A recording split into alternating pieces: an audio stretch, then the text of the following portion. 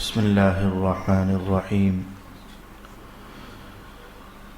أمن يجيب المضطر إذا دعاه ويكشف السوء ويجعلكم خلفاء الأرض أإله مع الله قليلا ما تذكرون أمن يهديكم في ظلمات البر والبحر ومن يرسل الرياح بشرا بين يدي رحمته أإله مع الله تعالى الله عما يشركون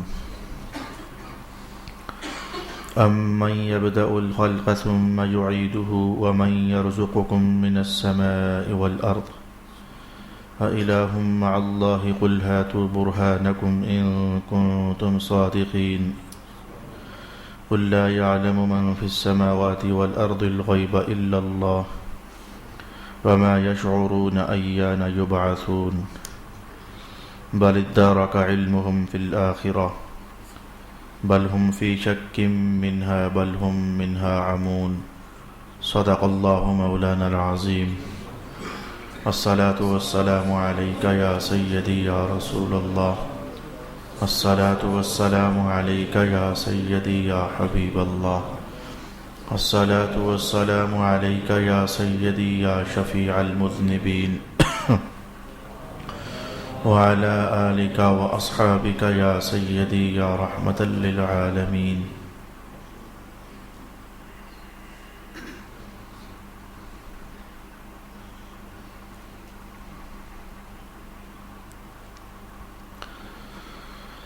جب بے قرار اس کو پکارتا ہے تو اس کی دعا کو کون قبول کرتا ہے اور کون تکلیف کو دور کرتا ہے اور تم کو زمین پر پہلوؤں کا قائم مقام بناتا ہے؟ کیا اللہ کے ساتھ کوئی اور معبود ہے؟ تم لوگ بہت کم نصیحت کو قبول کرتے ہو۔ بتاؤ وہ کون ہے جو تم کو خشکی اور سمندر کی تاریکیوں میں راستہ دکھاتا ہے؟ اور وہ کون ہے جو اپنی رحمت سے پہلے ہی خوشخبری دینے والی ہوائیں بھیجتا ہے؟ کیا اللہ کے ساتھ کوئی اور معبود ہے؟ اللہ ان سے بہت بلند ہے جن کو وہ اللہ کا شریک قرار دیتے ہیں۔ بتاؤ وہ کون ہے جو ابتداءً مخلوق کو پیدا کرتا ہے پھر اس کو دوبارہ پیدا کرے گا؟ اور وہ کون ہے جو تم کو آسمان اور زمین سے رزق دیتا ہے؟ کیا اللہ کے ساتھ کوئی اور معبود ہے؟ آپ کہیے اگر تم سچے ہو تو تم اپنی دلیل لاؤ۔ آپ کہیے کہ آسمانوں میں اور زمینوں میں اللہ کے سوا کوئی از خود غیب نہیں جانتا اور نہ لوگ یہ جانتے ہیں کہ ان کو کب اٹھایا جائے گا۔ کیا ان کو آخرت کا پورا علم حاصل ہو گیا ہے؟ نہیں، بلکہ وہ اس کے متعلق شک میں پڑے ہوئے ہیں، بلکہ وہ آخرت کے متعلق اندھے ہیں، بالکل جاہل ہیں۔ صدق اللہ مولانا العظیم۔ برادران دین و ملت، تلاوت کردہ آیات بینات کا اسلوب آپ کو بتا رہا ہے کہ یہ سورہ نمل مکی صورتوں میں سے ایک صورت ہے۔ مکی صورتوں کا انداز ہوتا ہے کہ اس میں اللہ تعالیٰ اپنی قدرت کے دلائل بیان فرماتا ہے، اپنی قدرت کی نشانیاں بیان کرتا ہے، توحید پر زور دیا جاتا ہے، اللہ کی قوت کو تسلیم کرنے کی بات کی جاتی ہے۔ اللہ بھی کچھ بھی کر سکتا ہے، اس بات پر انسانوں کو آمادہ کیا جاتا ہے۔ مرنے کے بعد اللہ تعالیٰ دوبارہ انسانوں کو اٹھائے گا اور جس کو بھی چاہے گا اس کو اٹھائے گا، اس بات کا عقیدہ انسانوں کو دیا جاتا ہے۔ گزشتہ بہت ساری آیات میں سورۃ النمل میں 20واں سپارہ جب شروع ہوا تو اس میں اللہ کی قدرت کی بہت ساری نشانیاں ہم نے دیکھی تھیں۔ آج کی تلاوت کردہ پہلی آیت آپ کو یاد ہونا چاہیے، گزشتہ نشست میں اللہ تعالیٰ نے اس پر ہمیں کھل کر گفتگو سیکھنے کی توفیق عطا فرمائی تھی، اور ائمہ تفسیر نے جو علم کی آگاہیاں ہمارے سامنے رکھی تھیں وہ ہم نے سیکھنے کی کوشش کی تھی۔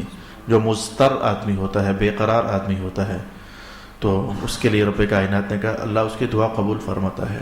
مضطر کون ہوتا ہے میں نے آپ کی خدمت میں کہا تھا، اور آج میں نے اس آیت کو ایک بار پھر پڑھا ہے، اور اس کو پڑھنے میں میرے پیچھے ایک تازہ علم کی کارروائی ہے جس کو پڑھنے کے بعد دل خوش ہوا ہے۔ میں نے چاہا کہ نہ جانے پھر یہ لفظ کہیں اس اسلوب میں اور اس اہتمام کے ساتھ آ پائے یا نہ آ پائے۔ میں وہ علم کی امانت جو میرے پاس آج کے تازہ مطالعے میں میسر ہوئی ہے میں آپ کی خدمت میں بیان کر دینا چاہوں گا۔ میں نے آپ سے کچھ یوں عرض کیا تھا کہ مضطر یا پھر اردو لہجے میں ہم پڑھ لیں تو مضطر اس انسان کو کہتے ہیں کہ وہ جو کسی مصیبت میں پریشان ہو جائے تو پھر اس کو نکلنے کا راستہ نہ ملے تو پھر آئیں بائیں دائیں وہ بہت کوشش کرے، اور آخرکار جب کہیں سے بھی اسے سبیل نظر نہ آئے اور راستہ میسر نہ ہو تو اس کے منہ سے یہ جملہ نکل جائے، اے میرے اللہ اب تو ہی ہے جو ہمارا کام کر دے۔ اس کی توجہ آخرکار، لفظ آخرکار پر میں آپ کو روکنا چاہوں گا، اس کی توجہ آخرکار اللہ کی ذات پر جا کر رک جائے۔ اللہ ہی ہے جو میرا یہ کام کرے گا، اللہ ہی ہے جو اس مصیبت سے نکال سکتا ہے، اللہ ہی ہے جو سب کچھ کر سکتا ہے۔ آخرکار اس کی توجہ اللہ کی ذات والا شان پر کی طرف جا کر رک جائے تو اس بندے کو مستحق کہتے ہیں۔ علامہ روح البیان نے، صاحب روح البیان نے یعنی علامہ اسماعیل حقی نے تفسیر روح البیان کے اندر لکھا کہ ایک ہے مضطر ہم لوگ، عام لوگ، یہ ہے میری آج کی گفتگو کی وہ بات جس کی خاطر میں نے یہ آیت دوبارہ پڑھی ہے۔ جب میں پڑھنے جا رہا ہوں اور جو کہنا چاہتا ہوں کہنے جا رہا ہوں تو شاید اللہ کرے سننے والوں میں کہیں وہ بندہ ہو جس کی بات میں کہنے جا رہا ہوں۔ میں نہیں جانتا، یہ اللہ تعالیٰ جانتا ہے۔ جس بندے کی کہانی آج قرآن حکیم کے اس تفسیری پہلو میں بیان کی جا رہی ہے، ممکن ہے کہ وہ کہیں ہو، کہیں آپ میں سے یا سننے والوں میں سے کہیں ہو۔ آپ نے ایک لفظ سنا ہوگا، یہ بندہ عارف باللہ ہے۔ جیسے کہ آپ نے یہ الفاظ تو سنے ہوئے ہیں، یہ بندہ فلاں حضرت قطب تھے، فلاں حضرت غوث تھے، فلاں حضرت ابدال تھے، ابدال میں سے تھے، فلاں حضرت یہ تھے، فلاں حضرت یہ تھے، یعنی بہت سارے مراتب روحانی بیان کیے جاتے ہیں۔ فلاں حضرت مجدد تھے، تو ایسے ہی روحانی مراتب میں ایک لفظ استعمال کیا جاتا ہے کہ فلاں حضرت عارف تھے، اتنا بھی کہہ دیا جاتا ہے، اور اتنا بھی کہہ دیا جاتا ہے کہ فلاں حضرت عارف باللہ تھے۔ اس کا معنی ویسے یہ ہوتا ہے اللہ کو پہچاننے والا۔ عارف باللہ معرفت سے بنا ہے، معرفت کا معنی جاننا، پہچاننا۔ تو عارف باللہ جو ہے یہ کیا ہوتا ہے؟ بہت ساری نشانیاں ہیں۔ جیسے میں جو کہوں مسلمان کیا ہوتا ہے تو اس کا معنی صرف اتنا تھوڑا ہے کہ وہ نماز پڑھے تو مسلمان ہے، صرف اتنی بات تو نہیں ہے نا۔ بھئی مسلمان کیا ہوتا ہے؟ جو نماز بھی پڑھے، روزے بھی رکھے، کلمے بھی پڑھے، تلاوت بھی کرے، دعائیں بھی کرے، سارا کچھ کرے۔ تو جیسے مسلمان ہونے کی ڈیفینیشن بڑی وسیع ساری ہے، عارف باللہ کیا ہوتا ہے؟ بہت ساری باتیں ہیں، اس کے اندر یہ خوبی بھی ہو، یہ بھی ہو، یہ بھی ہو، یہ بھی ہو، یہ بھی ہو۔ لیکن ائمہ تفسیر نے کہا، یعنی صاحب روح البیان نے، عارف باللہ وہ شخص ہوتا ہے جو ہمیشہ مضطر رہتا ہے۔ اور اس کا معنی بھی کھلا نہیں ہے پر کہ عارف باللہ وہ ہوتا ہے جو ہمیشہ مضطر رہتا ہے، جو ہر وقت بے قرار رہتا ہے، اس کی توجہ ہر وقت اللہ کی طرف متوجہ رہتی ہے۔ لیکن ان دونوں میں فرق کیا ہوگا؟ ہم مضطر ہوتے ہیں لیکن کبھی کبھی بے قرار ہوتے ہیں، یعنی ہمارے بعض امور ہوتے ہیں جن میں ہم جب ہر طرف سے پھنس جاتے ہیں تو کہتے ہیں اے میرے اللہ اب تو ہی ہے۔ کبھی ہماری بیماری ایسی ہوتی ہے جس کی بنیاد پر ہم یہ بول دیتے ہیں، کبھی ہمارے کو رزق کی تنگی ایسی ہوتی ہے جس کی بنیاد پر ہم کہہ دیتے ہیں اے اللہ اب تو ہی ہے جو ہمارا کام کر دے۔ یا پھر کبھی شاید ہم بیٹیوں اور بیٹوں کے رشتوں کے معاملات میں جب کہیں سے کوئی ہاتھ پکڑائی نہیں دے رہا ہوتا تو یہ جملہ کہہ ڈالتے ہیں اے اللہ اب تو ہی ہے جو ہماری مدد کر دے۔ یا پھر ہم قرضوں کی ادائیگی میں ایسے الجھے ہوئے ہوتے ہیں تو یعنی چند میں نے یہ اسباب آپ کے سامنے بیان کیے، ہمارے مضطر ہونے میں، بے قرار ہونے میں، اور آخرکار یہ جملہ بولنے میں اے اللہ اب تو ہی ہے، تو ہمارا ایسا کہنے میں یا اس مقام پر پہنچنے میں پیچھے کچھ نہ کچھ اسباب ہوتے ہیں، پریشانیاں ہوتی ہیں، کہیں زندگی میں کچھ نہ کچھ اسباب ہوتے ہیں۔ لیکن ائمہ تفسیر نے کہا یہ جو عارف باللہ ہوتا ہے یہ ہر وقت مضطر کیوں رہتا ہے؟ اس کے وجہ یہ نہیں ہوتی کہ اس کے پیچھے بھی کوئی اسباب ہوتے ہیں، یعنی اس کو قرضہ چمٹا ہوا ہے تو وہ اتر نہیں سک رہا، کوئی بیماری لگی ہوئی ہے تو وہ صحیح نہیں ہو سک رہی، بیٹے بیٹی کا رشتہ نہیں ہو رہا تو اس بنیاد پر وہ بے قرار ہوتا ہے۔ نہیں، یہ ہمیشہ بے قرار ہوتا ہے۔ اس کی بے قراری کی وجہ یہ ہوتی ہے اس کو ہر وقت اللہ کا خوف لگا رہتا ہے، اس لیے بے قرار رہتا ہے۔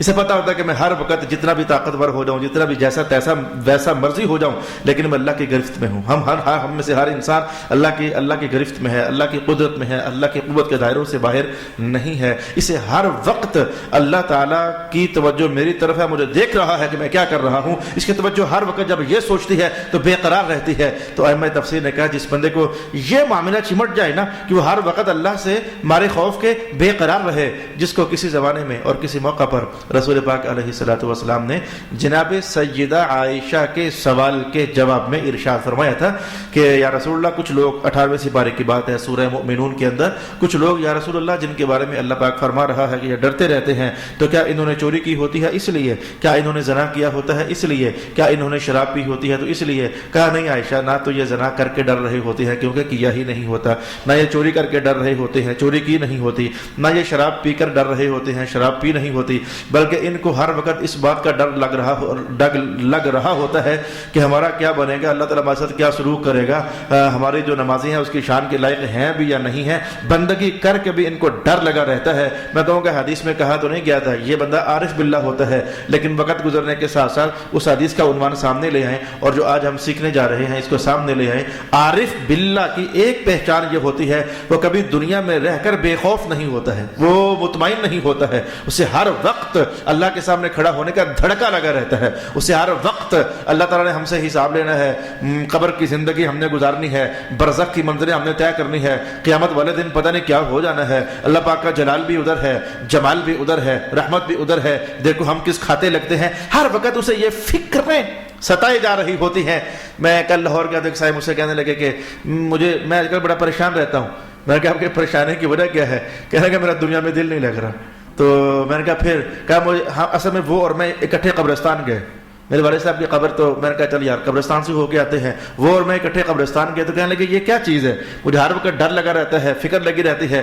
میں نے کہا یہ بری چیز نہیں ہے، یہ محمود ہے۔ کہنے لگا کیا مطلب محمود ہے؟ میں نے کہا رسول پاک علیہ الصلوۃ والسلام نے ارشاد فرمایا تھا کہ جس بندے کو ایسا ہو جائے کہ دنیا سے بے رغبتی ہو جائے، آخرت کی طرف رغبت تیز ہو جائے، جس بندے کے ساتھ ایسا ہو جائے کہ دنیا سے بے رغبتی ہو جائے، سب کچھ ہونے کے باوجود اس کے فنائیت کی فکر کہ یہ سب ختم ہوگا، آخر ہم نے بقا کے راستے پر چل پڑنا ہے، جس بندے کے ساتھ یہ ہو جاتا ہے تو کہنے لگا ہاں۔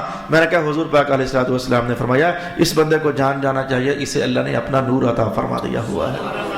یہ تو میں کہا بڑی محمود بات ہے۔ الغرض میں نے کہا کہ میں تو نہیں ہوں، آپ میں سے کوئی ہو تو ہو کہ جسے ہر وقت یہی دھڑکا لگا رہے کہ اللہ کے حضور کھڑا ہونا ہے، تو کیا ہونے کا ہمارے پلے ہے ہی کیا؟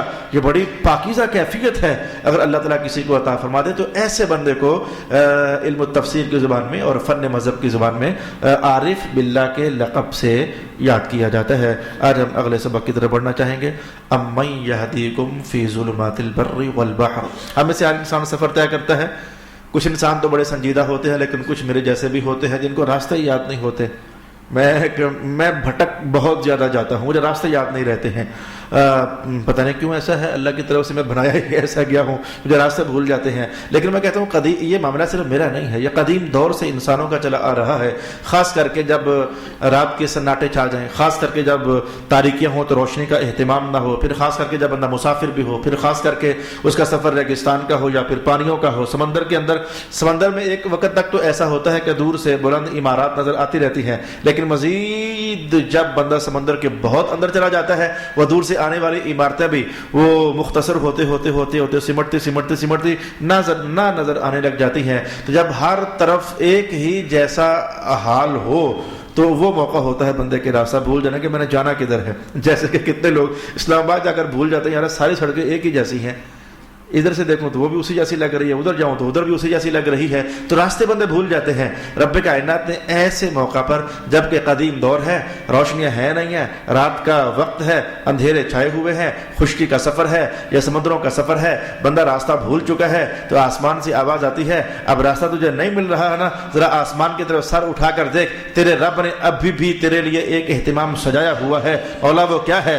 میں وَهُوَ الَّذِي جَعَلَ لَكُمُ النُّجُومَ لِتَهْتَدُوا بِهَا فِي ظُلُمَاتِ الْبَرِّ والبحر۔ وہی رب ہے جس نے ان ستاروں کو ایک مخصوص ترتیب کے ساتھ جوڑ دیا ہے آسمانوں پر، جن کو دیکھ کر تم سمجھ سکتے ہو جو یہ ستارہ ہے یہ تو شمال کی طرف ہوا کرتا تھا، یہ دب اصغر جو ہے یہ تو جنوب کی طرف ہوا کرتی تھی، جو دب اکبر ہے یہ تو فلانی جہت میں ہوا کرتی تھی۔ وہ ستاروں کو اس نے ایک مخصوص ترتیب کے ساتھ آسمانوں میں ایسے جڑ دیا ہے کہ پرانے آج ہم نے چھوڑ دیا، میں نے اور آپ نے یہ عنوان چھوڑ دیا، لیکن قدیم دور کے جو انسان ہوا کرتے تھے وہ ان ستاروں کو دیکھ کر کے جہتوں کا تعین کیا کرتے تھے، ان ستاروں کو دیکھ کر کے اپنے راستوں کا تعین کیا کرتے تھے، بلکہ ان ستاروں کو دیکھ کر کے تو موسم کے احوال کا سراغ بھی لگایا کرتے تھے۔ اللہ تعالیٰ بہتر جاننے والا ہے۔ رب کائنات نے اس دور کے انسانوں کو، ویسے میں کہنا چاہوں گا کہ کیا آج کے دور کے انسانوں میں اس جملے کے اندر کیا کوئی تنبیہ ہے؟ کیا اس جملے کے اندر آج کے دور کے انسانوں کے لیے کوئی، میں کہوں گا کہ قدرت کا نشان موجود ہے؟ ہاں جی، میں کہہ دینا چاہوں گا کہ آج کے اس دور کے اندر بھی قدرت کا نشان موجود ہے۔ ہم بھی راستے بھول جاتے ہیں، راستے بھٹک جاتے ہیں۔ صرف میں ہی نہیں، آپ میں سے بھی کئی لوگوں کے ساتھ ایسا واقعہ ہوتا ہوگا۔ بلکہ یہاں تو معاملہ ہے کہ رات کے وقت، ہم تو دن کے وقت بھی راستے بھول جاتے ہیں۔ ہم میں سے کتنے انسان ایسے ہیں جو دن کے وقت بھی راستے بھول جاتے ہیں۔ اچھا، جب بندہ راستہ بھول جائے نا تو راستے کا پتہ پانے کے لیے بہت سارے اسباب ہیں جو اللہ پاک نے پیدا فرمائے۔ ان میں سے ایک سبب کا حوالہ وہ جو میں نے ابھی آپ کے سامنے پڑھا، وَهُوَ الَّذِي جَعَلَ لَكُمُ النُّجُومَ لِتَهْتَدُوا بِهَا، وہی اللہ ہے جس نے تمہارے لیے ان ستاروں کو راستے پر ڈالنے کا سبب بنا دیا۔ یہ ایک سبب ہے۔ میں کہوں گا کہ یہ رات کا ٹائم ہو، ہوائی جہاز جب اڑ رہا ہوتا ہے تو دور دراز تک کبھی آپ نے کھڑکی سے جھانک کر دیکھا ہو، سوائے اندھیرے کے نظر کچھ نہیں آتا۔ کبھی آپ کو رات کے سفر کا اتفاق ہوا ہو تو سوائے اندھیرے کے دور دراز تک نظر ہی کچھ نہیں آتا۔ تو پھر ایسے میں جب نظر کچھ نہیں آتا تو کون بندے کو گائیڈ کر رہا ہوتا ہے کہ ادھر جانا ہے ادھر نہیں جانا ہے؟ میں کہوں گا رب کائنات نے یہاں اس آیت میں جو میرے سامنے ہے، کیا کون ہے وہ؟ ہے کوئی ایسا جو اندھیروں میں جب تمہارے راستے گم ہو جائیں تو بتا دیتا ہے، کوئی نہ کوئی سبب بنا دیتا ہے، کوئی نہ کوئی تخلیق کا شاہکار تمہارے سامنے کر دیتا ہے؟ میں کہوں گا آج کے دور میں یہ انٹرنیٹ کی جو سہولت ہے ویسے اللہ کی تخلیقات میں سے ایک تخلیق ہی ہے، یا اسی نے انسانی ذہنوں میں یہ علم کے تراشیدہ حصے ڈالے، یا اسی نے انسانی ذہن کو یہ رسائی عطا فرمائی کہ یوں بھی راستے ڈھونڈے جا سکتے ہیں۔ آج میں کہوں گا کہ انٹرنیٹ کے ذریعے میرے بھی میپنگ سسٹم، میرے بھی موبائل کے اندر وہ اپلیکیشن ہوتی ہے کہ جب میں نے کہیں جانا ہوتا ہے تو اس کو آن کر کے تو ڈھونڈتا ہوں مجھے کدھر جانا ہے۔ تو مسجد میں بیٹھ کر کے آپ امریکہ تک کا راستہ تلاش کر سکتے ہیں، اس مسجد میں بیٹھ کر کے آپ مشرق تک کا اور مغرب تک کا راستہ تلاش کر سکتے ہیں۔ میں کہوں گا اس دور کی کہانیوں میں دیکھ لو تو ستاروں کو رب کائنات نے حوالہ بنا دیا، اور آج کے دور کی کہانیوں کو دیکھ لو، میں کہوں گا کہ رب کائنات نے یہ کب کہا کہ میں نے صرف ستارے ہی بنائے ہیں؟ وہ یخلق ما لا تعلمون، اللہ وہ ہے جو وہ کچھ بھی پیدا کرتا رہے گا جو تم ابھی جانتے ہی نہیں ہو۔ تو ہم یہاں سے آج کے دور کے انسان کے لیے یہ میپ کا جو نظام ہے اسے بھی اپنے گفتگو کے حوالہ جات میں داخل کر سکتے ہیں۔ امن یہدیکم فی ظلمات البر والبحر، بھر کے میں آپ کو بتا دوں کہ اگر آپ کے احساس میں نہیں ہے تو ڈالیں، اور احساس میں ہے تو اللہ کا شکر ادا کریں۔ راستہ بھٹک جانے کے بعد راستے کا مل جانا یہ اللہ کی بہت بڑی نعمت ہوتی ہے، ورنہ پریشان مارے پھرتے رہو اور راستہ خود سے نہ مل سکے تو کسی خارجی سبب سے راستے کا تعین ہو جائے، یہ اللہ کی بہت بڑی نعمت ہوتی ہے۔ کئی بار میں نے یہ جملے سنے ہیں، راستہ بھول گیا بندہ، بھول گیا تو کرتے جب سراغ نہ ملا تو ایک صاحب نے کہیں جاتے اس نے کہہ دیا کہ یار یہ تو جدھر تو جا رہا ہے ادھر نہیں، ادھر جانا ہے، آپ بولتے نہیں ہو، یار یہ بندہ تو فرشتہ بن کر آیا ہے میرے لیے۔ اس طرح کے جملے انسان بولتے رہتے، یہ تو بندہ فرشتہ بن کر میرے لیے آگے ہے، وغیرہ میں شام تک کہاں ٹامک ٹوئیاں مارتا رہتا۔ میں نے احساس میں اتارنے کے لیے کچھ پرانے کچھ نئے حوالہ جات کہہ کر دستک دینا تو چاہیے۔ آؤ ذرا اس آیت کے اگلے دلچسپ ترین حصے کے اسباب ہم حاصل کرنے کی کوشش کرتے ہیں۔ وَمَن يُرْسِلُ الرِّيَاحَ بُشْرًا بَيْنَ يَدَيْ رَحْمَتِهِ، یہ جو اب میں جو الفاظ پڑھ رہا ہوں بنیادی طور پر تو اللہ کی قدرت کی نشانی میں سے ایک نشانی ہے، لیکن میں دور حاضر کے حوالے سے رک کر کے تو یہاں سے ایک دو سبق آپ کی خدمت میں بیان کرنا چاہوں گا، اور میں سوچ کر کہہ سکتا ہوں کہ شاید میں نے گزشتہ 19 سپاروں میں یہ سبق کبھی بھی آپ کی خدمت میں بیان نہ کیا ہو۔ میرے ذہن کی ہارڈ ڈسک گھوم رہی ہے اور مجھے یاد پڑتا ہے کہ شاید میں نے کبھی یہ سبق آپ کی خدمت میں بیان نہیں کیا۔ الفاظ ذرا سن لیں، الفاظ تو مختصر ہیں، وہ کہانی اس کے بعد کہیں پڑی ہوئی ہے، اور میں انشاءاللہ حوالے کے ساتھ آپ کے سامنے بیان کروں گا۔ جو لیسن رب کائنات نے میرے دل میں ڈالا ہے میں حوالے کے ساتھ آپ کی خدمت میں بیان کروں گا۔ الفاظ سنیں۔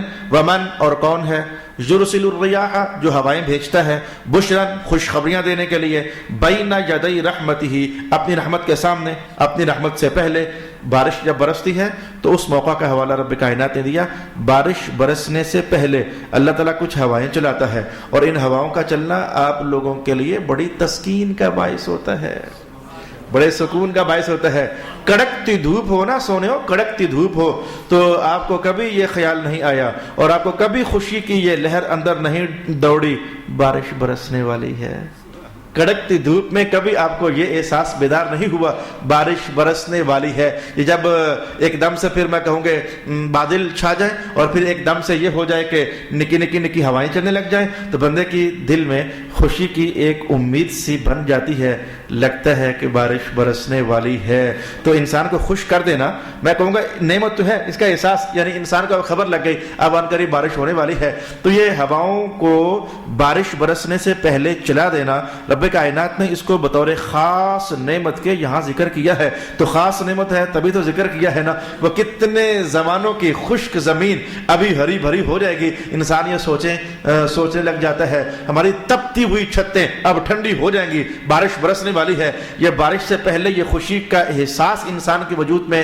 دوڑنے لگ جاتا ہے۔ اچھا، یہ تو ہوگی اللہ تعالیٰ کی اس نعمت کا بیان جو کہ یہاں الفاظ میں ذکر کیا گیا۔ ایک مختصر سی بات اور بھی جان لیں، یہ جو بارش ہوتی ہے بارش یہ اللہ کی رحمت ہوتی ہے۔ جملہ آپ نے سنا ہوا ہے لیکن آج آپ کے سامنے قرآن پاک کے الفاظ ہیں، بین یدی رحمتہ، رب کائنات نے یہ نہ فرمایا کہ بارش سے پہلے میں ہوائیں چلاتا ہوں، فرمایا رحمت برسانے سے پہلے میں ہوائیں چلاتا ہوں۔ تو یہ بارش جو ہے اللہ کی رحمت کے اظہارات میں سے ایک اظہار ہے۔ میں نے کسی زمانے میں آپ کے سامنے یہ سوال اٹھایا تھا، یار یہ اجر تو مجھے پتا چل گیا کیا ہوتا ہے، یہ ثواب تو مجھے پتا چل گیا کیا ہوتا ہے، یہ فضل کیا ہوتا ہے، یہ تو کچھ نہ کچھ ہم نے الفاظ کے اندر جان لیا، لیکن یہ رحمت کیا ہوتی ہے؟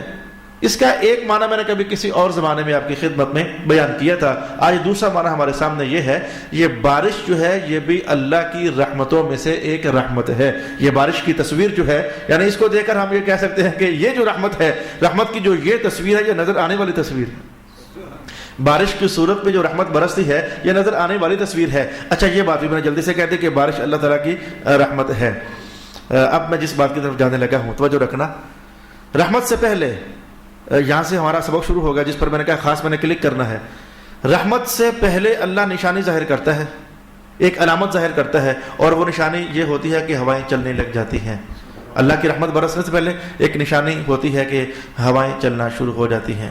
میں کہوں گا اللہ تعالیٰ جب بھی کسی بندے کو بھی، سبق شروع ہو گیا، اللہ تعالیٰ جب بھی کسی بندے کو بھی کسی نہ کسی زمانے میں رحمت کسی انداز کی بھی جب دینا چاہتا ہے نا، تو یقین جان لیں اس سے پہلے کچھ نہ کچھ آثار ظاہر کرنا شروع کر دیتا ہے، اس سے پہلے کچھ نہ کچھ نشانیاں ظاہر کرنا شروع کر دیتا ہے، اور جب وہ نشانیاں ظاہر ہو جائے نا تو بندو اندر سے خوش ویسے بڑا ہوا کرو، لگتا ہے کہ اللہ نے میرے ساتھ رحمت کرنے کا ارادہ فرما لیا ہوا ہے، کوئی نشانیاں شروع کر دیتا ہے۔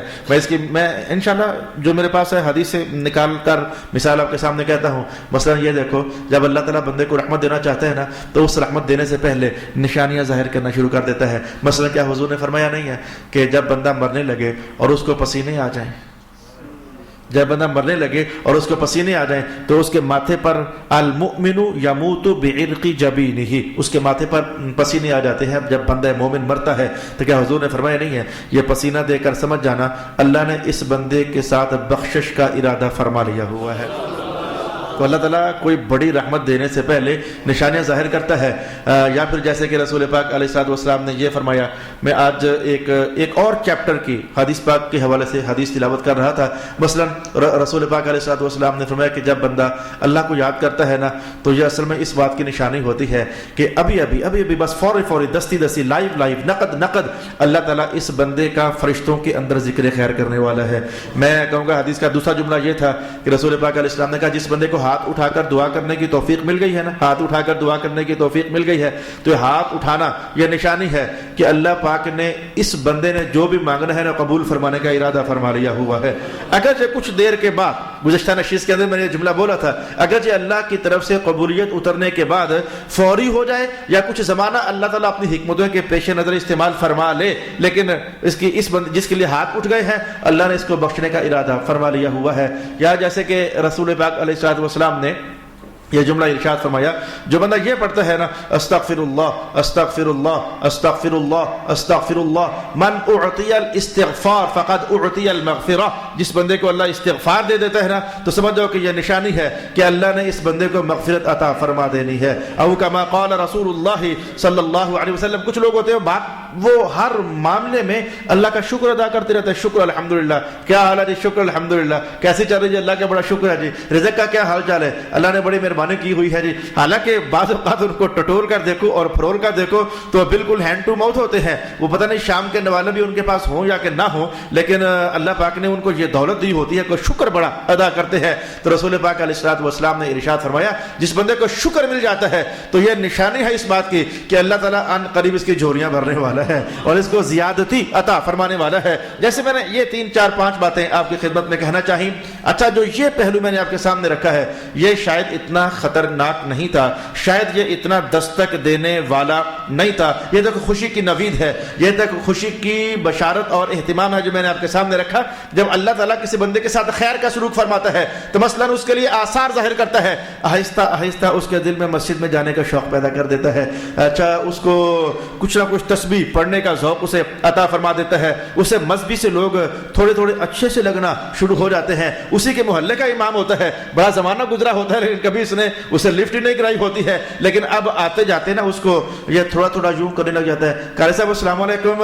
یہ جو ہلکی ہلکی یہ جو آثار ہیں یہ سمجھ جاؤ کہ یہ ایک بہت بڑی رحمت کا پیشے خیمہ ہوتے ہیں. اب ہر بندہ اپنی زندگی میں اسے رزق کے حوالے سے بھی, اسے کاروبار کے حوالے سے بھی, اسے میں کہوں گا کئی جہتوں سے دیکھ سکتا ہے اور محسوس کر سکتا ہے. جب اللہ تعالیٰ بڑی رحمت عطا فرمانا چاہتا ہے تو اس سے پہلے وہ رحمت کی ہوائیں چلاتا ہے, آثار بتاتا ہے, نشانیاں اس کے سامنے کر دیتا ہے.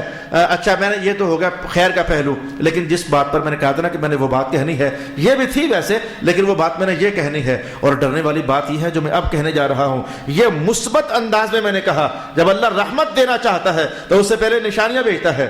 اب میں منفی انداز میں کہنے لگا ہوں, جب اللہ تعالیٰ کی طرف سے کسی بندے پر عذاب آنا چاہتا ہے نا, اللہ تعالیٰ کی طرف سے کسی بندے کے لیے ناراضگی آنا چاہتی ہے نا, اللہ تعالیٰ کسی بندے پر گرفت کرنا چاہتا ہے نا, تو اللہ کی شان ازلی ہے کہ وہ ایک دم سے گرفت نہیں فرماتا. وَيَمُدُّهُمْ فِي طُغْيَانِهِمْ يَعْمَهُونَ, اللہ مہلتیں دیتا ہے, لیکن وہ جو مہلت کا زمانہ چل رہا ہوتا ہے اس مہلت کے زمانے میں نکی نکی چھوٹی چھوٹی دستک اس کے نام آتی رہتی ہے.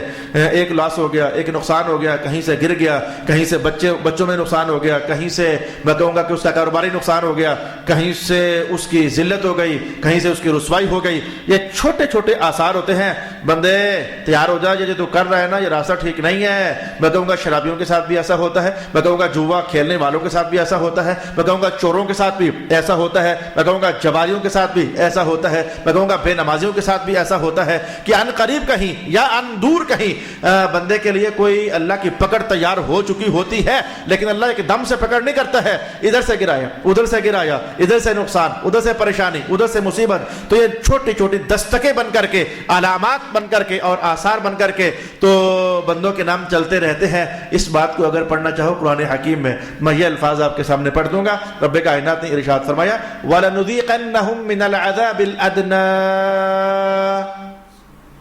ہم چھوٹے چھوٹے عذاب, چھوٹی چھوٹی پکڑیں بندوں کی طرف پھر بھیجنا شروع کر دیتے ہیں.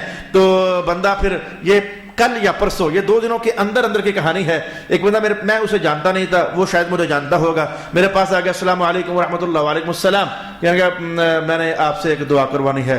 میں نے کہا اچھا کر دوں گا یار, دعا کرنے میں کیا مسئلہ ہے. کہنے لگا میرا مسئلہ بڑا گمبھیر ہے. میں نے کہا اچھا مسئلہ ہے کیا. کہنے لگا کچھ نہ پوچھے. میں نے کہا اچھا کچھ تو بتا دے ہے کیا. کہنے لگا میں سونے میں بھی ہاتھ ڈالتا تو مٹی بن جاتا ہے.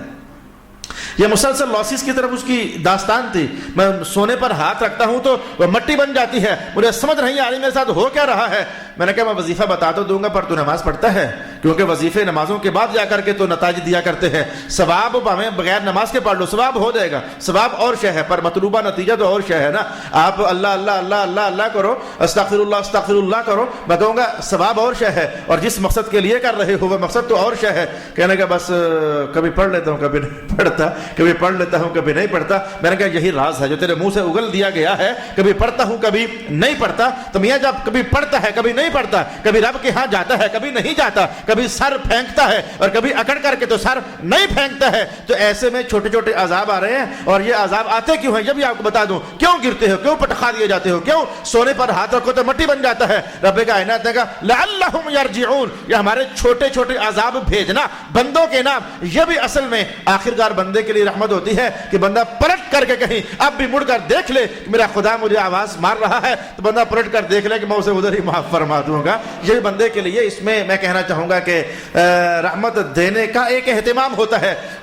اللہ کو مثالوں میں نہ اتارنا, اللہ کو تشبیہات میں نہ اتارنا, اللہ کی بات بغیر مثال کے سمجھنا اور اللہ کی بات بغیر تشبیہ کے سمجھنا. لیکن دنیا والوں آپ کیا ایسا نہیں دیکھتے ہو کہ استاد بعد کا شاگرد کو مارتا ہے لیکن کوئی ادلا بدلا نہیں ہوتا یا کوئی استاد کا شوق نہیں ہوتا.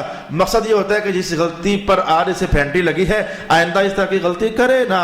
میں کہتا ہوں ماں باپ بچوں کو مارتے ہیں لیکن مارنے سے مقصد یہ تھوڑا ہوتا ہے, جھڑکیاں دیتے ہیں, چھوٹی موٹی سزائیں دیتے ہیں, ایک ٹائم کا کھانا بند کر دیتے ہیں, گھنٹے 2 گھنٹے کے لیے گھر سے باہر نکال دیتے ہیں, بعض والدین زنجیروں اور رسیوں میں باندھ بھی دیتے ہیں. لیکن یہ ساری تکلیف دہیاں جو ہیں یہ کوئی ماں باپ بچوں سے انتقامی کاروائی نہیں کر رہے ہوتے. اصل میں یہ دستکیں ہوتی ہے پتر واپس آ رہا کیڑے رات تو ٹر پیا میں, وہ پتر ادھر ناکامی ہے, نامرادی ہے اور بے مرادی ہے اور منزل کے اندھیرے ہیں, ادھر کچھ نہیں ملے گا. میں کہوں گا مثالیں ادھر رہنے دو, تشبیہات ادھر رہنے دو. قرآن پاک کا بیان ہے جو ہم بغیر تشبیہ کے سمجھتے ہیں, قرآن پاک کی آیات ہیں جو ہم بغیر تشبیہ کے سمجھتے ہیں. رب کائنات نے کہا وَلَنُذِيقَنَّهُم مِّنَ الْعَذَابِ الْأَدْنَىٰ دُونَ الْعَذَابِ الْأَكْبَرِ لَعَلَّهُمْ يَرْجِعُونَ. ہم بندوں کو چھوٹے چھوٹے عذاب دیتے رہتے ہیں, چھوٹی چھوٹی تکلیفیں دیتے رہتے ہیں, بڑی نہیں. یہ چھوٹی دیتے اس لیے ہیں تاکہ بندہ جو ہے پلٹ کر اپنے خدا کے حضور توبہ طائب کرنے والا ہو جائے.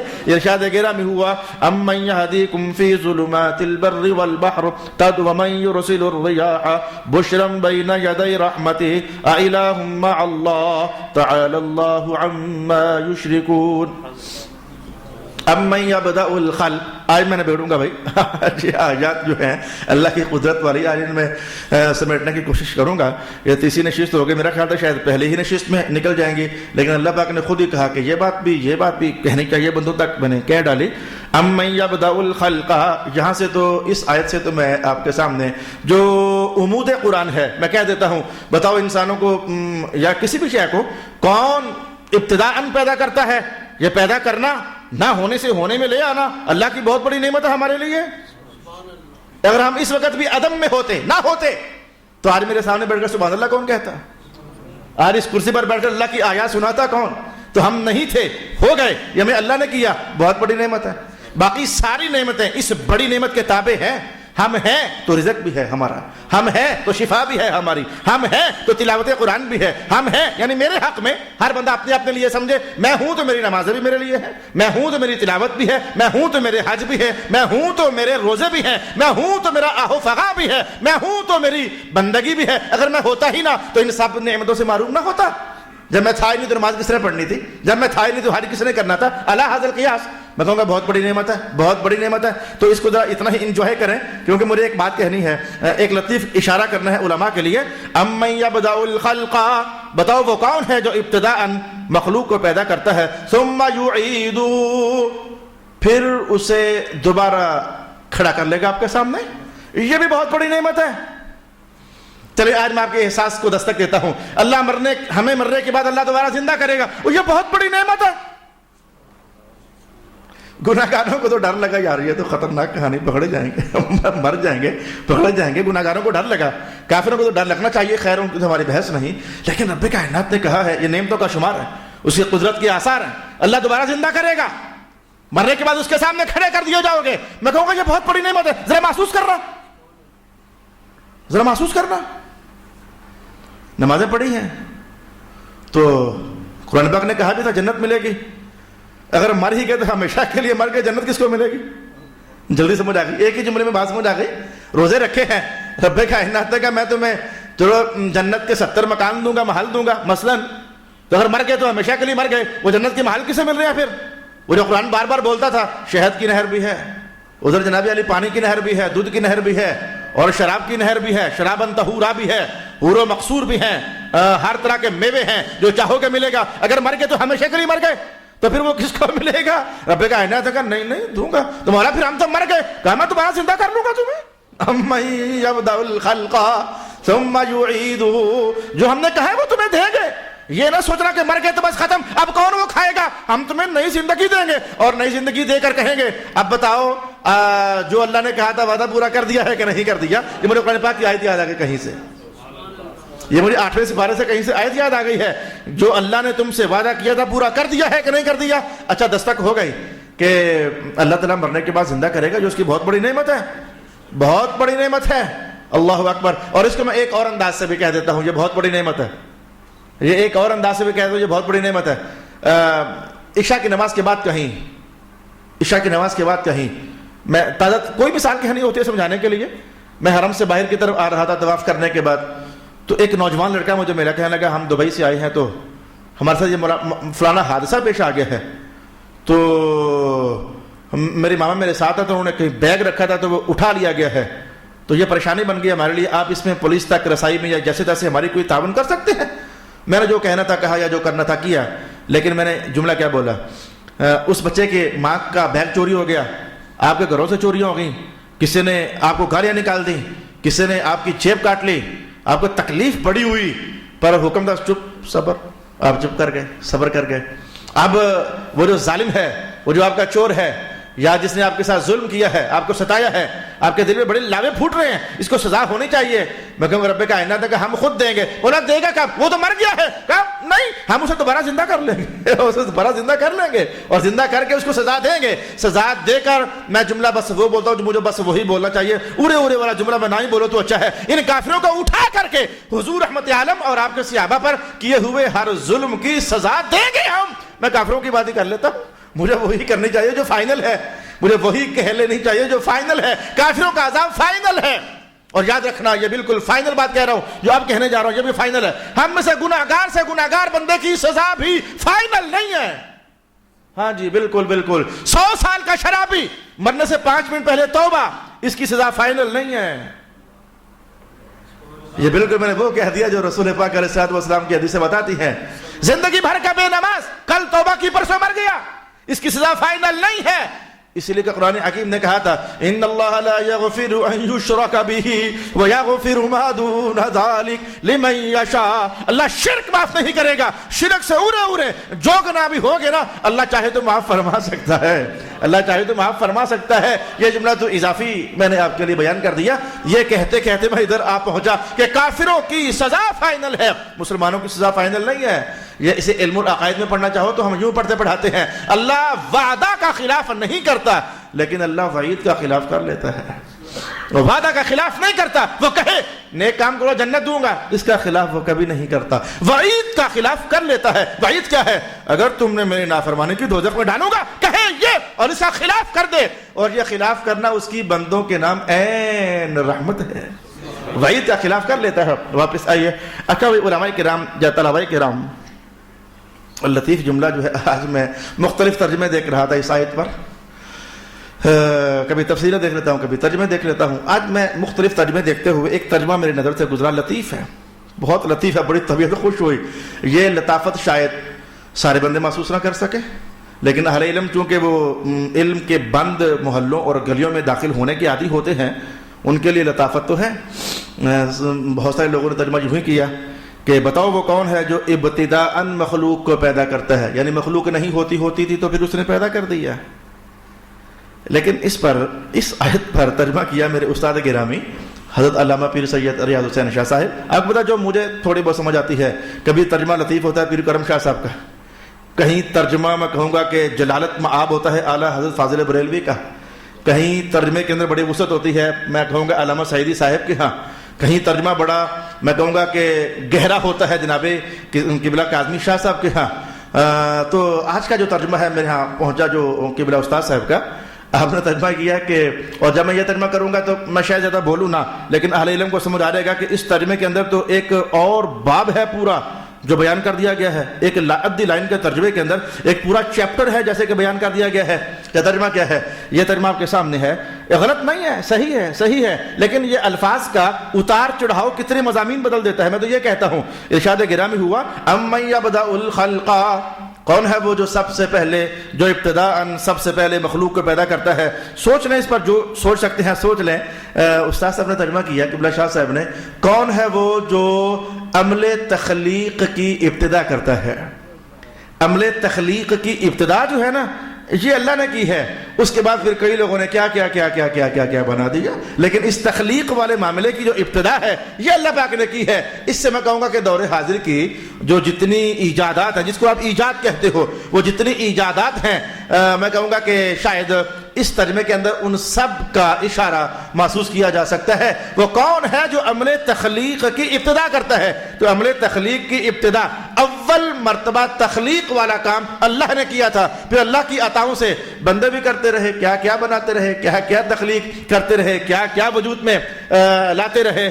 ترجمے کی اس لطافت کے بعد وَمَن يَرْزُقُكُم مِّنَ السَّمَاءِ وَالْأَرْضِ، اور کون ہے جو تمہیں آسمانوں سے اور زمین سے رزق دیتا ہے؟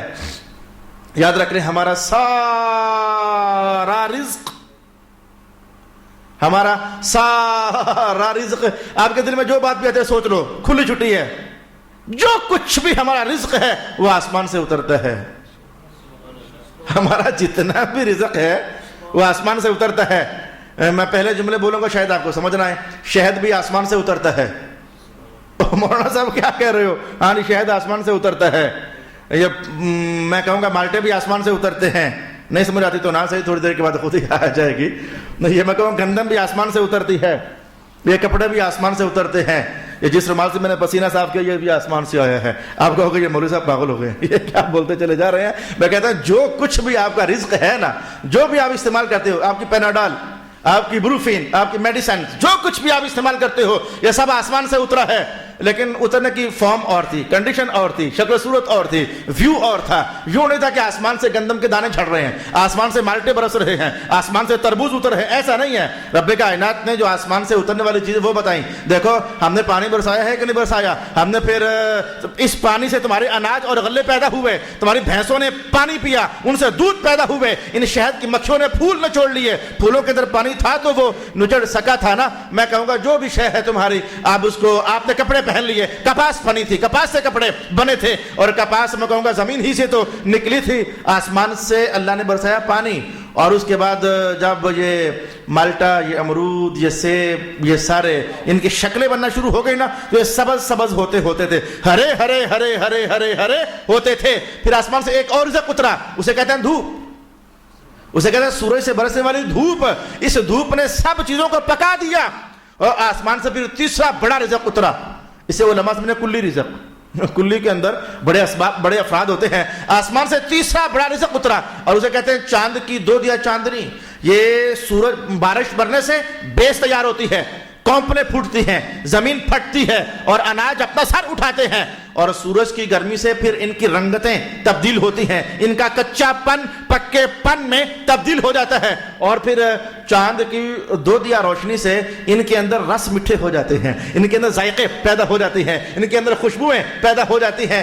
دنیا جہان کا جو رزق بھی آپ استعمال کرتے ہو، میں کہوں گا اللہ پاک نے سمیٹ کر کے تین چیزوں کے اندر ڈالا ہوا ہے نا، پھر اسے قدرت کی نشانی۔ آپ کے میں دودھ دیتا ہوں مٹھائی والوں کو، اگر کوئی تشریف فرما ہے، مٹھائی والوں کو میں دودھ دیتا ہوں، کیا کیا بنا لو گے دودھ سے؟ برفی بنا لو گے، کھویا بنا لو گے، رسگلہ بنا لو گے، چمچم بنا لو گے، مجھے 3-4 نام ہی آتے ہیں، چلو میں کہوں گا 10 آئٹم اور بنا لو گے، شاید اس سے بڑھ کر اور کچھ نہ بنا سکو، اس سے بڑھ کر اور کچھ بھی نہ بنا سکو۔ حالانکہ دودھ سے بڑی، چلو دودھ سے گھی بنا لو گے تو یہ بھی مان لیا، دودھ سے دہی بنا لو گے چلو یہ بھی مان لیا، دودھ سے کیا مکھن بنا لو گے یہ بھی مان لیا، دودھ سے پنیر بنا لو گے، یہ 7-8 چیزیں اور یاد آ گئی۔ میں تمہیں دودھ دیتا ہوں، دودھ سے بہت کچھ بنا ہوا، کیا کیا کیا کیا کیا کیا آپ بنا لو گے، شاید بہت کچھ نہ بنا سکو گے، شاید بہت کچھ نہ بنا سکو گے، لیکن جتنا کچھ بھی بناؤ گے نا وہ بیسیکلی قریب قریب قریب قریب قریب ہوگا۔ کھویا ہے کہ برفی ہے، بات قریب قریب ہی ہے، میں صاف صاف کہتا ہوں، کھویا ہے کہ برفی ہے، بات قریب قریب ہی ہے، رس گلے ہیں کہ برفی ہے، بات قریب قریب ہی ہے، لیکن یہ دیکھو اللہ کی شان ہے نا، اس نے اسی پانی کے قطروں سے چنے بھی بنائے ہوئے ہیں، انہی پانی کے قطروں سے اس نے دالیں بنائی ہوئی ہیں، انہی پانی کے قطروں سے اس نے شلجم بنائے ہوئے ہیں، انہی پانی کے قطروں سے اس نے گوشت بنایا ہوا ہے، انہی پانی کے قطروں سے اس نے دودھ بنایا ہوا ہے، اسی پانی کے قطروں سے انار بنا دیے ہیں، اسی پانی کے قطروں سے اس نے سیب بنا دیے ہیں، اور میں کتنی کچھ چیزوں کا نام لوں، اسی پانی کے قطروں سے اس نے بادام بھی بنا دیے ہیں, کوئی ڈرائی فروٹ کی کہانی بھی چھیڑ لی جائے, انہی پانی کے قطروں سے اللہ نے, میں کہوں گا, کاجو بھی بنا لیے ہیں, اور انہی پانی کے قطروں سے اللہ نے پستے بھی بنا دیے ہیں. لا الہ الا اللہ محمد الرسول اللہ. ایک بندہ مسلمان کو یہی کہنا چاہیے. اب قرآن کہے تو ٹھیک کہے نا, الہ مع اللہ, ہے کوئی اللہ کے ساتھ کوئی اور جو ایسا کر سکے؟ ہے کوئی اللہ کے ساتھ؟ قل ہاتوا برہانکم, مکہ والے کافرو, اگر کوئی ہے تو دلیل لاؤ. پھر بتاؤ, اس لات نے کیا بنایا؟ اس منات نے ایک بادام بھی بنایا, اس عزا نے ایک پستہ بھی بنایا, تمہارے ان بتوں نے گندم کا کبھی اناج کا دانہ بھی بنایا؟ نہیں نا. اگر بنایا تو لاؤ نا, کون سا گندم کا دانہ ہے جو انہوں نے بنایا؟ ہاتوا برہانکم, دلیل لاؤ اگر انہوں نے کچھ بنایا ہے. ان کنتم صادقین, اگر تم سچے ہو تو. قل لا يعلم من في السماوات والارض الغیب الا اللہ. محبوب آپ ارشاد فرمائیں کہ نہیں جانتا آسمانوں اور زمینوں میں جو کچھ بھی غیب ہے اسے مگر اللہ. اللہ کے سوا کوئی بھی نہیں جانتا. چونکہ اس آیت پر میں نے بڑی گفتگو کی ہوئی ہے, کرتا بھی رہتا ہوں.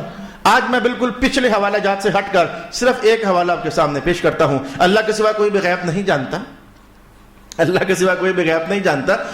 پچھلے سارے حوالہ جات کو ایک طرف کر لیں, اور ایک تازہ حدیث آ کے آپ کی رسائی کرواتا ہوں. تازہ مطلب کہ آپ کو بتانے کے لیے تازہ, ورنہ حدیثیں تو وہ سرکار دو عالم علیہ السلام کب سے فرما کر گئے ہوئے ہیں. ایک حدیث پاک کہی جاتی ہے, اور الحمدللہ ہم پڑھتے سارے ہیں, اہل سنت بھی پڑھتے ہیں اور دوسرے جو مسالک سے تعلق رکھنے والے لوگ ہیں وہ بھی پڑھتے ہیں, حدیث پڑھتے سارے ہیں. کون سی؟ جناب عائشہ فرماتی ہیں کہ 3 باتیں ہیں, اگر تم میں کوئی بھی ان میں سے ایک بھی کہہ ڈالے تو سمجھ جاؤ کہ یہ جھوٹ بول رہا ہے. 3 باتیں ہیں, ایک بھی تمہیں کہے نا ان میں سے یہ بات کہے تو سمجھو یہ بھی جھوٹ ہے, یہ کہو تو یہ بھی افترا ہے. افترا یعنی جھوٹ, پلے سے کہی ہوئی بات. اور اگر تمہیں کوئی یہ بات کہے تو یہ بھی غلط ہے, جھوٹ ہے. اور ہم سے زیادہ ہم اہل سنت اس پر پڑھتے ہیں, لیکن ہمیں اس کا معنی پتہ ہے, اللہ کے فضل و کرم سے پتہ ہے, اس لیے ہمیں کہنے میں, سنانے میں, پڑھنے میں کوئی دقت نہیں ہے. اچھا, ان میں سے ایک بات یہ ہے, اگر تم سے کوئی کہے کہ رسول اللہ علیہ السلام نے اللہ کو دیکھا ہے تو سمجھو کہ یہ افترا ہے, یعنی نہیں دیکھا ہے. جناب عائشہ کی طرف یہ بات منسوب کرتے ہیں, اور روایت ہے. اچھا, اگر تم سے کوئی کہے کہ رسول اللہ علیہ السلام غیب جانتے ہیں تو کبھی نہ ماننا, کیونکہ یہ افترا ہے. افترا کا سادہ ترجمہ ہے جھوٹ ہے. تو ایک اور بات بھی ہے, لیکن میں رک کر کے چونکہ وقت کم ہے تو اس بار آپ کو جو ایک علمی سا حوالہ دینا ہے اس سے آپ ذرا یاد رکھیں, بلکہ ایک نہیں 2 حوالے دیتا ہوں آپ کو. اچھا, سوال کیا ہو گیا سمجھنے کے لیے؟ سوال, قرآن نے کیا کہا کہ سوائے اللہ کے کوئی غیب نہیں جانتا. جناب حدیث عائشہ بھی کیا ہو گئی کہ اگر تمہیں کوئی کہے کہ حضور غیب جانتے ہیں تو سمجھو اس نے افترا کیا ہے, یعنی جھوٹ بولا ہے. چلو بھائی, قرآن بھی یہی کہتا ہے, حدیث بھی یہی کہتی ہے. یہ ہو گیا ایک بات جو کہ مسالک کی جنگ بنانے کے لیے کہیں چلی جا رہی ہے بڑے زمانوں سے. اگر آپ نے یہ حوالہ کبھی نہیں سنا اس حدیث کا تو آج سن لیں. مسالک کی جنگ بنانے میں لوگ اس حدیث کو بڑا استعمال کر رہے ہیں کہ قرآن بھی یہی کہتا ہے اللہ کے سوا کوئی غیب نہیں جانتا. اور جناب عائشہ, اور پھر میں کہوں گا کہ جناب عائشہ انہیں کہتے ہیں ام المومنین, حضور کی زوجہ, سب سے زیادہ حدیثیں انہوں نے روایت کی ہیں. یہ 7 جملے تھا تو ماحول کو ذرا چسکورا سا بنانے کے لیے لگا دیے جاتے ہیں. آپ بتاؤ جی, جناب عائشہ فرماتی ہیں سب سے زیادہ حدیثیں انہیں آتی تھیں کہ حضور, اگر کوئی کہے کہ حضور غیب جانتے تھے تو پھر یہ تو جھوٹ ہے. وہ خود فرماتی ہیں جھوٹ ہے. تم ان سے زیادہ عاشق ہو, تم ان سے زیادہ صاحب علم ہو. جتنا زور ہوتا ہے میں لگا دیتا ہوں, کیونکہ مجھے پتا ہے کہ مسئلہ کوئی بھی نہیں ہے, ایسی خام کا شرارت ڈلی ہوئی ہے. مجھے پتا مسئلہ کوئی بھی نہیں ہے. ان کے گھر میں وحی نازل ہوتی تھی, انہیں زیادہ پتا ہے کہ تمہیں. جتنا مرضی زور لگا لو کوئی پریشانی نہیں ہے. وہ ڈائریکٹ رسول اللہ سے پڑھنے والی تھی, جتنا مرضی بول بال لو کوئی پریشانی نہیں ہے. آپ جواب سمجھو اہل سنت. یہ جواب تو دوں گا بعد میں, ذرا میں آپ کو ذہنوں کو دستک دینے لگا ہوں. اور کیا کوئی صاحب علم, خواہ گجر خان کا خواہ پوری دنیا کا, کوئی صاحب علم کیا اس بات کا انکار کر سکتا ہے؟ کس بات کا؟ یہ میرا مطلوبہ عنوان نہیں ہے, یہ اور ہے, لیکن آپ کے ذہن کو قریب کرنے لگا ہوں. ایک صحابی حدیث کچھ اور نقل کر رہا ہے, فعل کچھ اور کر رہا ہے. صحابی کا قول کچھ اور, فعل کچھ اور. بلکہ اس سے پہلے چلے جاؤ, انشاءاللہ میں آپ کو وہاں سے لے کے آتا ہوں. رسول اللہ کا قول کچھ اور ہے, فعل کچھ اور ہے. فتویٰ کس بات پر ہوگا؟ قول رسول پر. صحابی کا قول کچھ اور ہے, فعل کچھ اور ہے. فتویٰ کس بات پر ہوگا؟ فعل صحابی پر. ہے ویسے عجیب, پتہ عجیب ہے. مثلا حضور پاک کیا فرمائیں قرآن پاک میں اور حدیث میں؟ 4 سے زیادہ شادیاں نہیں کر سکتے, یہ قول رسول ہے. فعل رسول کیا ہے؟ 5ویں بھی کی, 6ٹھی بھی کی, 7ویں بھی کی, 8ویں بھی کی, 9ویں بھی کی. قول رسول 4 شادیوں سے زیادہ نہیں. فعل رسول آپ نے 7 8 9 10 11 فتویٰ کس بات پر ہوگا؟ قول رسول پر. امت کے لیے فائدہ، امت کے لیے فیصلہ کیا ہوگا؟ 4. 5ویں نہیں، 6ٹھی نہیں، 7ویں نہیں، 8ویں نہیں، 9ویں نہیں، 10. حالانکہ فعل تو ہے. وجہ کیا ہوتی ہے؟ وجہ سن لو. وجہ یہ ہوتی ہے کہ فعل حضور کا خاصہ ہے. اللہ نے یہ امتیازی حیثیت صرف حضور کو عطا فرمائی کہ 10 کر لے تو ہمیں خاصہ یعنی امتیازی حیثیت. چلو میں نے اسے جلدی سے سمجھا دیا. پبلک کا ویسے تعلق اس بات سے اصولی حیثیت سے کم ہے، لیکن آپ بھی اگر علماء حضور کے نوکر ہیں تو آپ بھی حضور کے نوکر ہو. اگر انہوں نے حضور کی علمی امانتیں سنبھالی تو تھوڑی تھوڑی کبھی آپ بھی سنبھالیا کریں. حضور کا قول اور فعل لگے کہ الگ الگ ہو گئے ہیں، متعارض ہو گئے ہیں، فتویٰ قول رسول پر ہے کیونکہ فعل حضور کی خصوصی امتیازی حیثیت ہے. مثلا مسجد میں حالت جنابت میں کوئی داخل نہیں ہو سکتا، قول رسول ہے. فعل رسول کیا ہے؟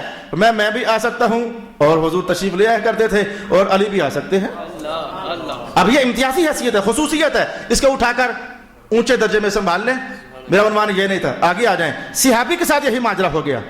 صحابی کا قول کچھ اور ہے، فعل کچھ اور ہے. یہاں فتویٰ کس بات پر ہوگا؟ فعل صحابی پر. یہاں قول صحابی پر فتویٰ نہیں ہوگا، فعل صحابی پر. وجہ کیا ہے؟ وجہ یہ ہے کہ قول صحابی نے وہی کیا جو حضور سے سنا تھا. صحابی کی شان ہے ہی نہیں ہے کہ اپنا فعل حضور کے قول کے خلاف کرے. جو خلاف کر رہے ہیں یہ دلیل ہے کہ صحابی کے نزدیک یہ حدیث منسوخ ہو چکی ہے. چلو اہل علم کے لیے یہ اشارہ بھی. طلباء جو کہ خاص کر کے بیٹھے ہوئے ہیں، اصل تو آپ لوگوں کے لیے بول رہا ہوں، طلباء کے لیے. صحابہ کی خصوصیات خود سے تیار نہیں ہو سکتی. ان کو خصوصیات وہی ملیں گے جو حضور فرمائیں گے. تو صحابی کا قول اور فعل متعارض ہو جائیں، فتویٰ ہوتا ہے صحابی کے فعل پر، کیونکہ کوئی صحابی کوئی اپنا فعل حضور کی مخالفت میں کر ہی نہیں سکتا. اللہ نے ان کو ایسا بنایا ہی نہیں ہے. اس لیے اجماع امت ہے، اتفاق امت ہے. حنفیوں، شافیوں، حنبلیوں، مالکیوں کے نزدیک اتفاق امت ہے کہ ہر صحابی عادل ہے، حضور کا نافرمان نہیں ہے، حضور کا اطاعت گزار ہے، جنتی ہے. تو عادل ہونے کا معنی یہ کہ متقی ہے، پرہیزگار ہے. اور حضور کے نافرمان کو تو پرہیزگار نہیں کہتے ہیں نا. اچھا یہ ہوگی دوسری بات.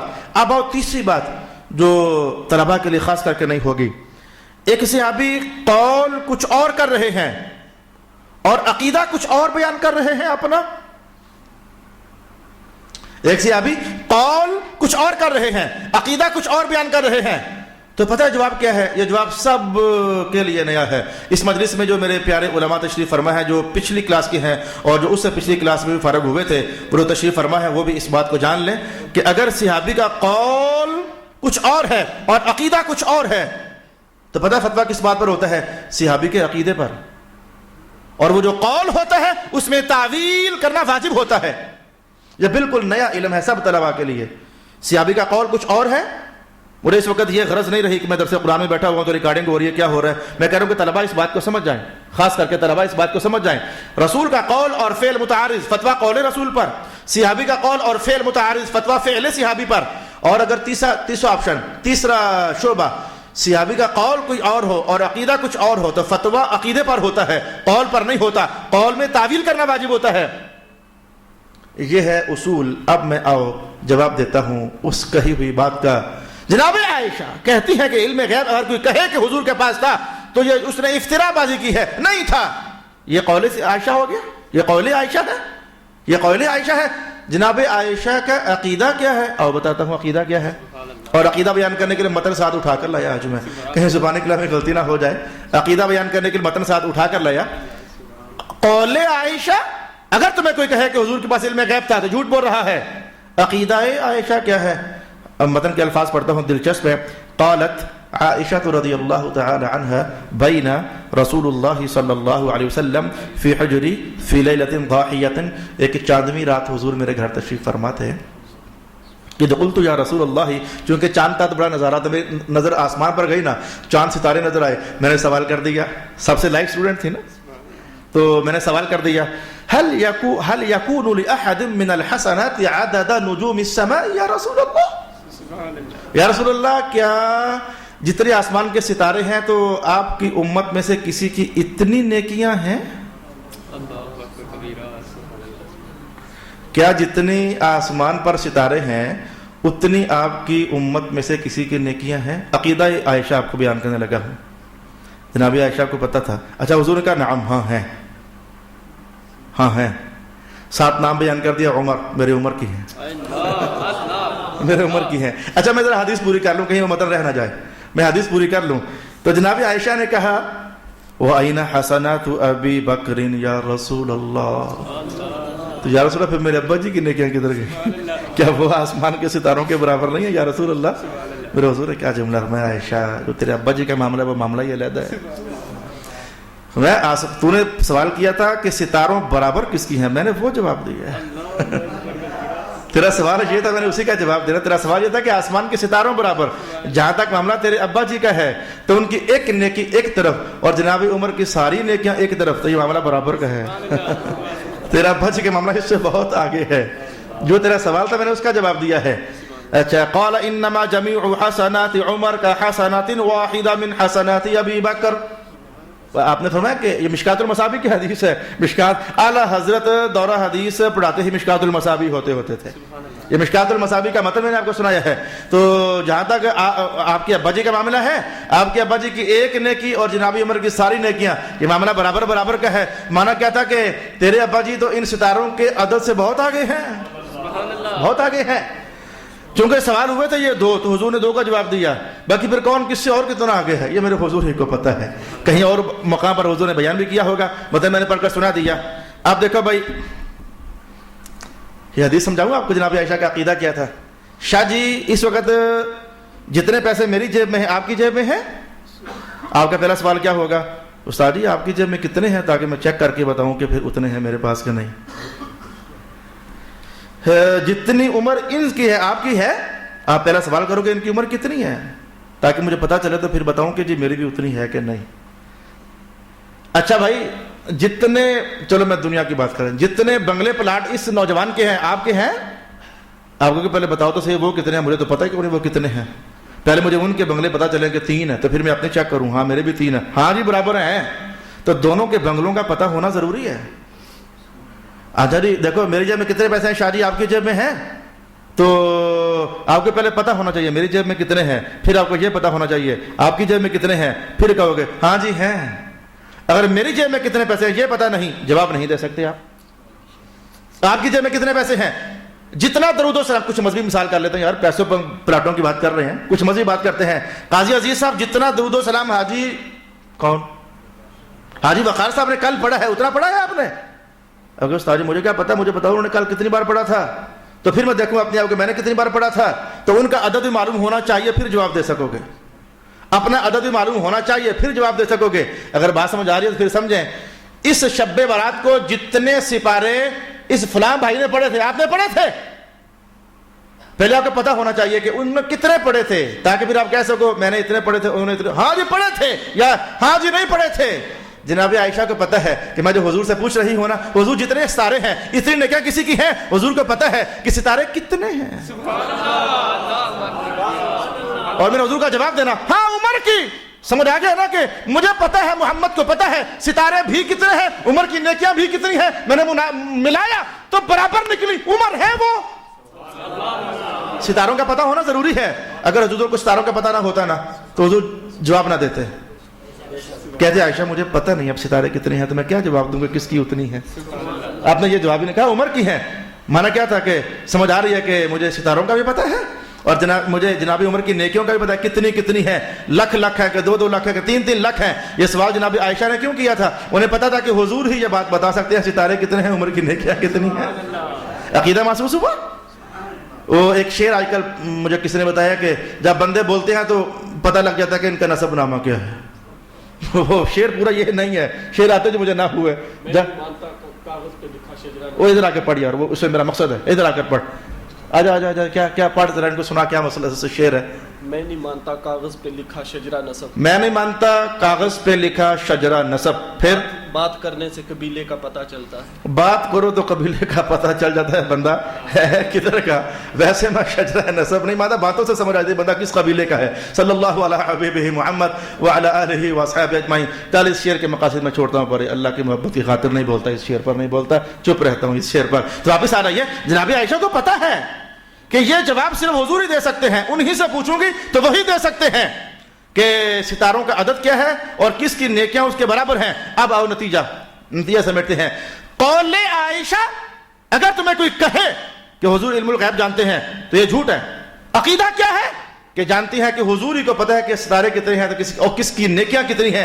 جناب عمر کیا بتانے آتے ہوتے تھے حضور چیک کر لے 25 ہو گئی ہیں, حضور سے یاد رکھنا تھا 26 ہو گئی ہیں, 1700 ہو گئی ہیں, یا رسول اللہ کیا بتانے نہیں آتے ہوتے تھے. حضور رحمت عالم اللہ کی عطا سے ویسے ہی جان لیتے ہوتے تھے, اللہ کی عطا سے ویسے ہی جان لیتے ہوتے تھے. اچھا اب عقیدہ عائشہ کیا ہے کہ حضور ہی کو پتہ ہے یہ سب کچھ. قول عائشہ کیا ہے کہ اگر تمہیں کوئی کہے کہ حضور غیب جانتے ہیں تو وہ افترا کر رہا تھا. میں نے اصول کیا بیان کیا, فتویٰ ہوگا عقیدے پر, اور وہ کیا ہے حضور غیب جانتے ہیں. اور رہی وہ قول کا کیا بنے گا, قول چھوڑنا تو نہیں ہے, یہ اہل سنت ہی ہیں کہتے ہیں کہ ساری باتیں ٹھیک ہے, قول کو چھوڑنا تو نہیں ہے. وہ کہتے ہیں قول کا معنی تعویل کریں گے, اور تعویل اسے کہتے ہیں کہ ایسا معنی بیان کرنا کہ سب کچھ ٹھیک ہو جائے, لڑائی جھگڑا لگے ہی نہ, ایسا معنی بیان کرنا کہ لڑائی جھگڑا لگے ہی نہ. ہماری اما جان کہتے ہیں کہ اگر کہے کہ حضور غیب جانتے تھے تو یہ افتراء ہے, اس کی تعویل کریں گے. تعویل کا یہ میرا بنایا ہوا اصول تھوڑا ہے, یہ قانون کو ہمارا بنایا ہوا تھوڑا ہے, یہ تو محدثین نے کہا ہوا ہے. تعویل کیا ہوگی؟ جناب عائشہ یہ کہہ رہی ہے اگر تمہیں کوئی کہے کہ رسول اللہ غیب جانتے ہیں تو جھوٹ ہے, یعنی غیب خود جاننا جھوٹ ہے. خود غیب اللہ جانتا ہے, اگر رسول جانتے ہیں تو خود نہیں جانتے, اللہ کی عطا سے جانتے. اور اہل سنت یہی کہتے رہے بڑے عرصے سے, اہل سنت یہی کہتے رہے بڑے عرصے سے. چل بھائی بس بہت ٹائم ہو گیا, تو میں یہ اب آیت ختم کر دوں. بل ادارک علمہم فی الآخرہ, میری باتوں سے فیصلے سمٹ جائیں گے, ایسا نہیں ہوتا. ہم نے اپنے ایمان کی حفاظت کرنی ہے, اس لیے کبھی کبھی آپ کو ٹچ کرتا رہتا ہوں. میں نے ایسا بیان جاری کر دیا کہ اب فیصلے ہی ہو گئے ہیں. یہ بیان میرا کا بڑے پرانے زمانے سے جاری ہوا ہے. یہ تقدیر ہے اللہ کی, کس کو کدھر لے جاتا ہے اور کس کو کدھر لے جاتا ہے. بل ادارک علمہم فی الآخرہ, کیا ان کو آخرت کا پورا علم حاصل ہو گیا ہے؟ بھائی یہ سٹ ہے آپ سب کے لیے, آپ سب کے لیے سٹ ہے. بتاتا ہوں کیا سٹ ہے. کیا ان کو آخرت کا علم حاصل ہو گیا ہے؟ بل ہم فی شک منہا, یہ تو شک میں پڑے ہوئے ہیں. یہ ہے کیا, یہ بات کیا ہے؟ تیز کہوں تو کوشش کرنا سنبھالنے کی, تیز کہتا ہوں. کافر کہتے ہوتے تھے قیامت کب آئے گی, یہ تو سوال قرآن پاک میں لکھا ہوا ہے. یہاں آج ایک اور طریقے سے ان کو زد ماری گئی ہے, زد کی گئی ہے کہ قیامت کب آئے گی. رب کائنات کا محبوب ایک قیامت ہوگی, اس کو مان گئے ہیں تاکہ ان کو اگلی بات بتائی جائے کہ آنی کب ہے. پھر سبحان اللہ, پہلے قیامت تو مانے, اس پر تو ایمان رکھے کہ قیامت آنی ہے, ہم مان گئے ہیں مولا, تو پھر اگلی بات ان کو بتائیں. قیامت کو مانتے نہیں ہیں, پھر آ جائے کہ کل ہے تو انو اس طرح کی لگے. پہلے جو بنیاد ہے وہ تو سمجھو نا. یہ تو ہو گئی قرآن پاک کی بات. بل ہم منہا عمون, باقی اندھے ہیں جاہل ہیں. یہ تو بات ختم ہو گئی. آپ کو میں کہا سٹ ہے آپ پر, آپ پر سٹ ہے. پتہ کیا ہے, یہ بھی سٹ بھی جلدی مارتا ہوں آپ کو. اب سٹ کھا لینا اور سٹ کھانے کے بعد اس کا اثر بھی قبول کرنا. ایک صاحب کہنے لگے علامہ صاحب یہ جو خربوزہ ہوتا ہے, خربوزہ سننا علامہ صاحب, یہ جو خربوزہ ہوتا ہے اس کو ادھر سے ایسے کاٹا جائے تو یہ سنت ہے, یا ادھر سے ایسے کاٹا جائے تو یہ سنت ہے؟ کدھر سے کیسے کاٹا سنت ہے؟ یہ تو چلو اس نے مسئلہ ہم سے پوچھا. میں کہتا ہوں پیچھے چلے جاؤ. جناب عبداللہ ابن عمر سے ایک بندے نے پوچھا کہ حضرت اگر حرم کے اندر بندہ بیٹھا ہو تو مکھی کو ہاتھ مارے اور مچھر کو تو مر جائے تو کیا حکم ہے؟ میں کہتا ہوں وہی مثال ٹھیک ہے. میں کہتا ہوں کسی کا دل نہ زخمی ہو جائے, ادھر کی مثال ٹھیک ہے. جناب عبداللہ ابن عمر, حضرت آپ حضور کے صحابی ہیں, تو حرم کے اندر اگر مکھی مار دے بندہ یا مچھر مار دے تو کیا اس کا حکم ہے؟ جناب عبداللہ ابن عمر نے ایک بار دیکھا, کہا من این انت, کہاں سے آئے ہو؟ جملہ سننا. کہا جی کوفہ سے. کہا جب نواسہ حسین کو قتل کیا تب کیوں نہیں پوچھا تھا؟ کوفہ والو, جب حضور کے نواسے حسین پاک کو شہید کیا تھا آج تمہیں مکھیوں کے مسئلے یاد آ گئے ہیں, کل تک تمہارے مسائل کہاں تھے؟ مانا کیا تھا؟ توجہ دلائی ادھر کہ اے گل چھڑ, اے گلا بات دیا نے, پہلے یہ بتا کہ وہ خون کیوں کیا تھا. جو اس سے بڑی بات ہے ادھر توجہ نہیں ہے, اور آج تمہیں مکھیوں کے مرنے کے مسئلے یاد آ رہے ہیں. مانا سمجھ آ گیا نا؟ اب آپ سمجھیں, آپ بھی ہو نا جو آپ بھی بعض اوقات بڑی باریک تحقیقیں پوچھتے ہو, خربوزہ ادھر سے کاٹنا چاہیے ادھر سے, تو نماز پڑھی نہیں ہوتی. اور چاند میرے یہ خربوزہ کدھر سے کاٹنا ہے یہ مسئلے بعد میں پوچھنا, پہلے ذرا اپنے رب کو راضی کر کے سجدے دینے کی عادت ڈلی ہوئی ہے کہ نہ ڈلی ہوئی ہے؟ فرائض پورے ہیں, ایمانیات پورے ہیں, عقائد پورے ہیں, خربوزہ کاٹنے کا طریقہ پوچھ رہے ہو.